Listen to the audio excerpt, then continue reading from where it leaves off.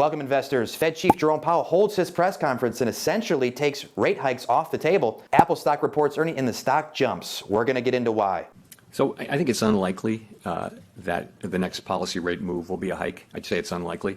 All right, you heard it from Chief Jerome Powell himself, just taking the rate hikes off the table. He doesn't believe the scenario that we were hearing last week, which was the possibility of stagflation, which again, stagflation is high, elevated inflation with a slow economy. Really the worst case scenario, because the tool that the Fed has is raising interest rates. And if raising interest rates doesn't bring down inflation, it sure as heck is going to bring down the economy, which we're just starting to see the early phases right now, where the economy's just starting to slow down. And I'll share with you a little bit later in this video why we believe the economy is finally starting to reveal itself that it is in fact slowing down. But first, we need to talk about Apple stock. Apple stock shot up after its earning reports despite the sales decrease by 4%, and the iPhones actually dropped 10% in sales. So big numbers on the downside, yet Apple stock is up big after it reported its earnings. Why is that? Let's take a quick look. Apple stock on pace, best day since 2022 after earnings beat, and it was a slight beat, because of the $110 billion in stock buybacks. So Apple is taking all of its cash reserve and going on the open market and buying back its own stock, thereby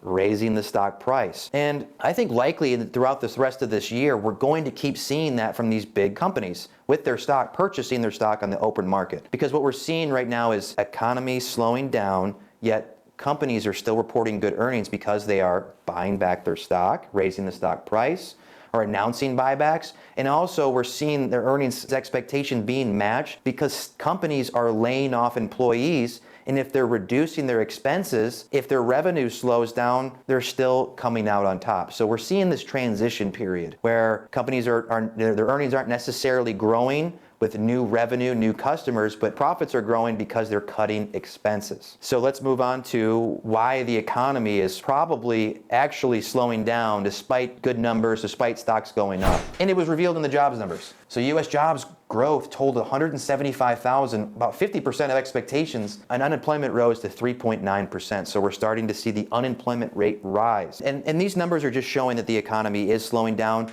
And it's been taking a very long time to start to see any of these numbers in the data.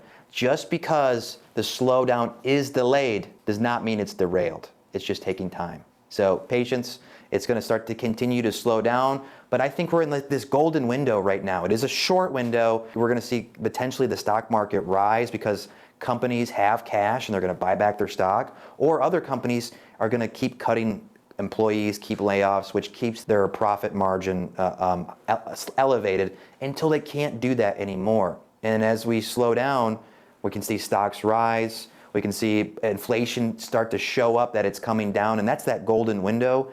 Maybe it lasts 3-6 months. At some point after this window area, do we actually see that real slowdown materialize? And I think we're going to, maybe at the end of this year, early next year, and it will finally reveal itself. So stick with us. Expertise you deserve. Experience you can count on.